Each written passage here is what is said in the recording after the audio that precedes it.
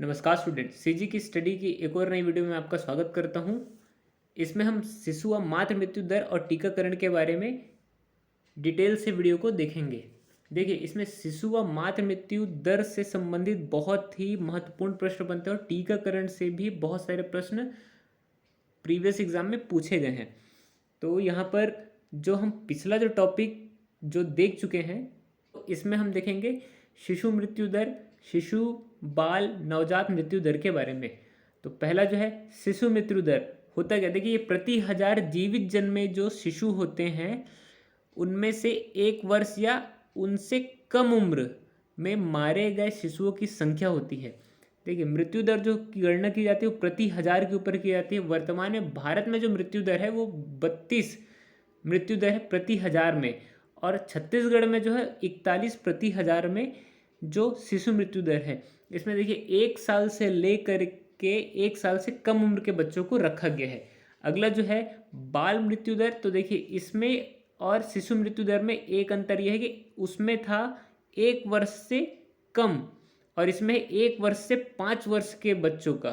तो 1 वर्ष से 5 वर्ष के बीच जो बच्चे मृत्यु को प्राप्त हो जाते हैं उनकी गणना प्रति हजार में की जाती है, जो कि बाल मृत्यु दर की श्रेणी में रखा गया है। उसका जो सूत्र है वो 1 वर्ष से अधिक एवं 5 वर्ष से कम आयु सीमा के भीतर मृत बच्चों की संख्या गुणा 1000 बटे जीवित जन्मे बच्चों की संख्या। तो इस चीज़ को बिल्कुल ध्यान रखेंगे कि प्रति हजार में गणना की जाती है। देखिए, ये प्रश्न आ सकते हैं कि प्रति हजार या प्रति 100 में गणना की जाती है क्या। अगला जो है नवजात मृत्यु दर क्या होता है, तो जन्म के 28 दिन पूरे होने से पहले जो शिशु की मृत्यु हो जाती है उसे नवजात मृत्यु दर कहेंगे। छत्तीसगढ़ में वर्तमान में यह 40% है और इसका जो सूत्र है वो 28 दिन की आयु के भीतर मृत बच्चों की संख्या गुणा 1000 बटे जीवित जन्मे बच्चों की संख्या। देखिए, इसमें जितनी भी गणना हो रही है वो प्रति 1000 के ऊपर हो रही है। तो इसमें आप बिल्कुल ध्यान रखेंगे, अगर ये प्रश्न आ जाता है तो उसको आप सॉल्व करेंगे। अगला जो है शिशु मृत्यु के कारण, देखिए पहला जो है जन्म के तुरंत बाद सांस न लेना। कुछ बच्चे जो है जन्म के तुरंत बाद अविकसित होते हैं या उनमें कोई दिक्कत होती है तो सांस नहीं लेने का उनकी मृत्यु हो जाती है। समय के पूर्व जन्म लेना, समय के पूर्व जो बच्चे जन्म लेंगे वो अविकसित होंगे जिनके कारण उनकी मृत्यु हो जाती है। और जन्म के बाद संक्रमण, अतिसार, खांसी, बुखार से जो संक्रमित होते हैं वो बच्चे, वो अगर सही ट्रीटमेंट नहीं मिल पाता जिनके कारण उनकी मृत्यु हो जाती है। चौथा जो है असुरक्षित प्रसव, अभी भी कुछ कुरीतियों के कारण, असुरक्षित प्रसव के कारण बच्चों का जो जीवन काल वो ज़्यादा दिन तक नहीं चल पाता और वो मृत हो जाते हैं। जो कम वजन के बच्चे हैं वो कुपोषित की श्रेणी में आते हैं, जो विभिन्न प्रकार के रोगों से ग्रसित हो जाते हैं और समय के साथ उनकी मृत्यु होने की संभावनाएं बढ़ जाती है। छठवां जो है प्रसव के बाद उचित देखभाल न मिलने पर, कभी कभी ये भेदभाव भी देखा जाता है कि लड़का या लड़कियों में भेदभाव के कारण उचित देखभाल नहीं मिल पाता जिनके कारण उनकी मृत्यु हो जाती है। शिशु मृत्यु दर रोकने के उपाय, देखिए बच्चों को मरने से बचाने के जो उपाय हैं उनके बारे में हम देखते हैं। वर्तमान में माताओं को उचित स्वास्थ्य तथा पोषण को सुनिश्चित करना। दूसरा जो है सुरक्षित प्रसव को बढ़ावा देना, गर्भवती महिलाओं का देखभाल करना, पोषण एवं स्वास्थ्य संबंधी जो देखरेख है। नवजात शिशु में मृत्यु का कारण को पहचानना तथा जन्म के बाद सही देखरेख करना। ये जो 4 पॉइंट है वो शिशु मृत्यु दर को रोकने के उपाय हैं। मातृ मृत्यु दर, देखिए अभी तक जो हम शिशु मृत्यु दर देखे, अब ये मातृ मृत्यु दर में आ जाते हैं। तो मातृ मृत्यु दर क्या होता है उसको ध्यान देंगे। देखिए, प्रति 1 लाख महिलाओं में कितनी महिलाएं प्रसव पूर्व या प्रसव के बाद मौत हो जाती है उसे मातृ मृत्यु दर कहते हैं। छत्तीसगढ़ में मातृ मृत्यु दर 149 और भारत में 113 है। छत्तीसगढ़ में लगभग 2030 तक मातृ मृत्यु दर को 100 से कम लाने का लक्ष्य रखा गया है। यहाँ पर जो विभिन्न राज्यों के MMR रेट हैं, MMR का अर्थ होता है मदर मोर्टालिटी रेट, इसको ध्यान रखेंगे, इसका फुल फॉर्म भी पेपर में पूछ सकता है। तो असम से लेकर के केरल तक का इसमें दिया हुआ है, तो इसको आप एकदम ध्यान देंगे कि असम में सर्वाधिक MMR रेट है, मदर मोर्टेलिटी रेट, एक बार फिर बोल देता हूँ, और केरल में सबसे कम। तो ये भी पूछ सकता है कि सर्वाधिक जो मदर मोर्टेलिटी रेट है वो किस राज्य में है और सबसे कम किस राज्य में है। तो इसको आप बिल्कुल ध्यान रखेंगे और बाकी राज्यों का इसमें दिया गया है। और छत्तीसगढ़ का तो खासकर याद रखेंगे कि छत्तीसगढ़ का मातृ मृत्यु दर कितना है, 59। यह है भारत में ऊंची मातृ मृत्यु दर के कारण, मदर मोर्टेलिटी रेट के कारण।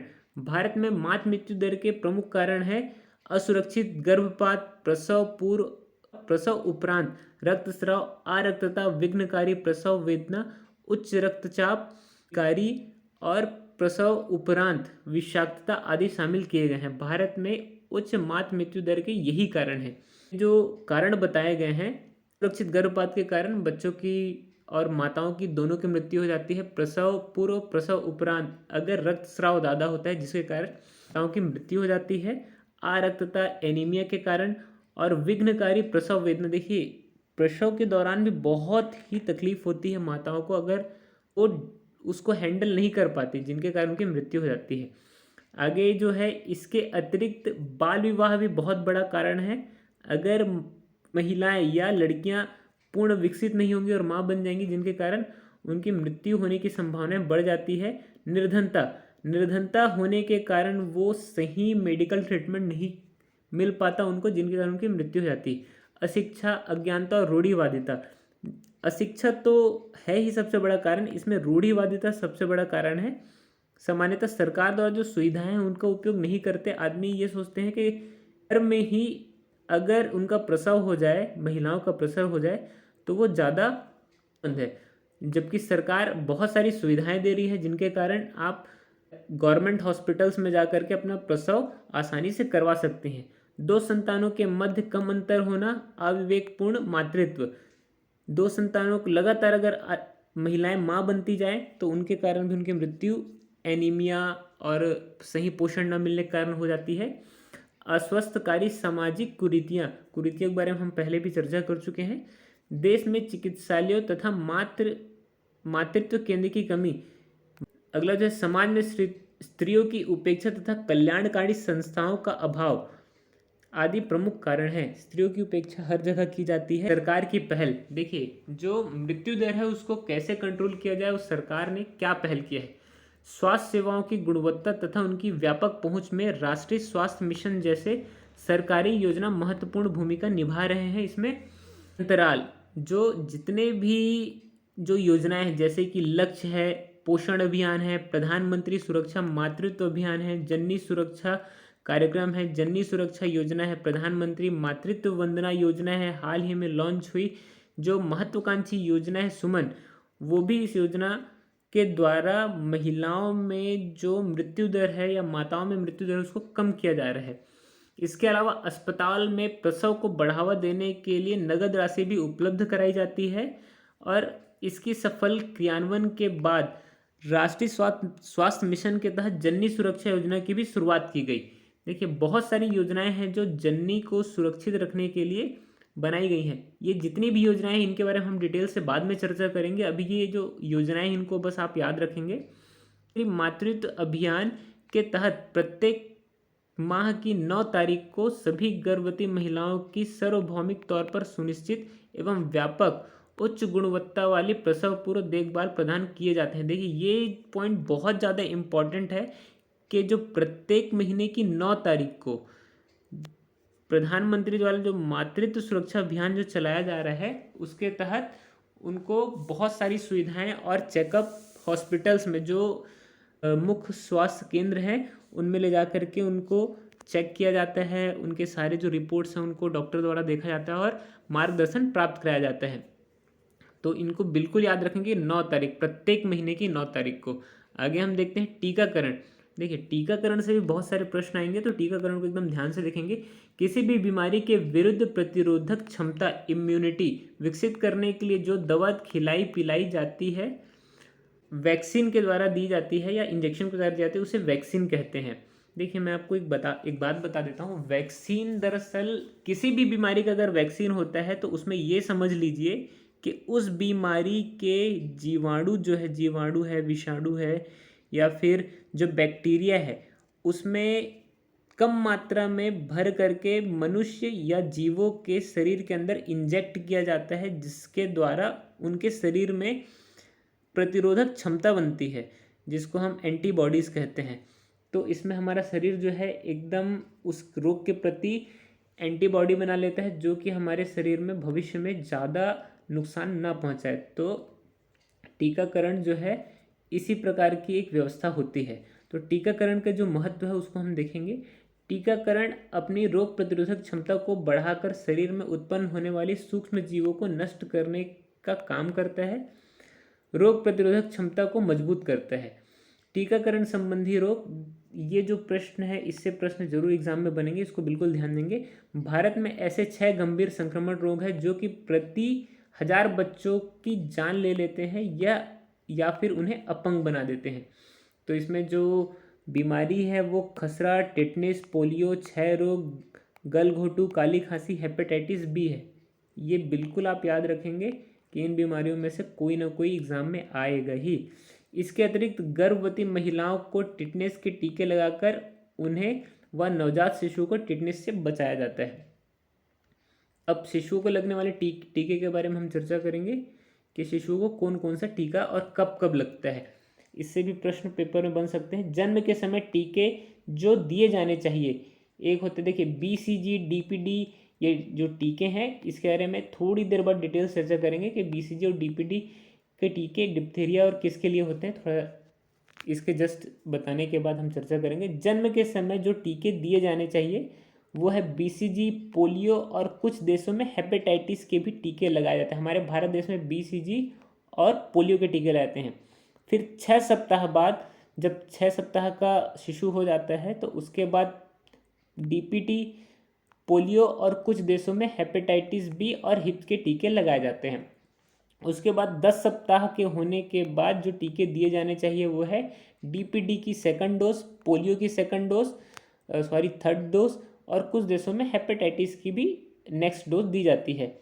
14 सप्ताह के होने के बाद DPT का थर्ड डोज, पोलियो का चौथा डोज। देखिए पोलियो जो है ओरल भी पिलाया जाता है, इंजेक्शन के द्वारा भी लगाया जाता है पोलियो की डोज, और कुछ देशों में हेपेटाइटिस के भी टीके लगाए जाते हैं। 90 महीने, जब 9 महीने का बच्चा या शिशु हो जाता है तो उसे खसरा का टीका लगता है। विकसित देशों में 12 से 15 महीने में लगता है, लेकिन भारत जैसे देशों में 9 महीनों में लगा दिया जाता है। और कुछ देशों में पीलिया और पंप के जो हल्के खसरा के जो टीके हैं उसको लगाए जाते हैं। अब इसमें जो गर्भवती महिलाओं को जो टीके हैं उसके बारे में बताया गया है। जो गर्भवती महिलाओं का टिटनेस से बचाने के लिए टिटनेस का टीका लगाया जाता है, ये प्रीवियस वीडियो में हम चर्चा कर चुके हैं। जो TT के टीके हैं वो टिटनेस के ही टीके होते हैं जो कि 2 बार लगते हैं।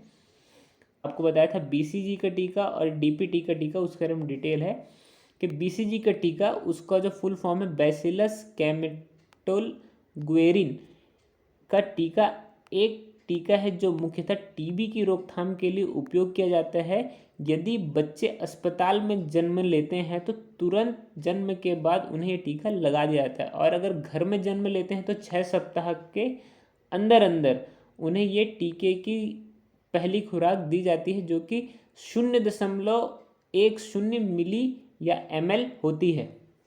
और DPT का टीका, देखिए DPT का टीका जो है डिप्थीरिया के लिए या काली खांसी के लिए लगाया जाता है और टिटनेस से भी प्रतिरक्षा प्रदान करता है। प्रथम टीका बच्चे को 1.5 माह की आयु तथा दूसरा एवं तीसरा टीका महीने के 1-1 महीने के अंतराल में खुराक इसकी जो होती है वो 0.5 ml के आसपास होती है।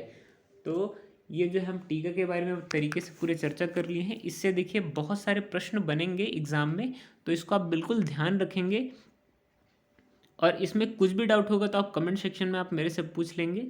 कहीं कहीं पर कुछ चीज़ें मैंने बोल बोल के करेक्ट की है तो उसको भी बिल्कुल ध्यान रखेंगे। इसका जो MCQ है मैं नेक्स्ट वीडियो में लगवा दूंगा, क्योंकि ये वीडियो थोड़ी लंबी हो रही थी। तो मिलते हैं अगली वीडियो में।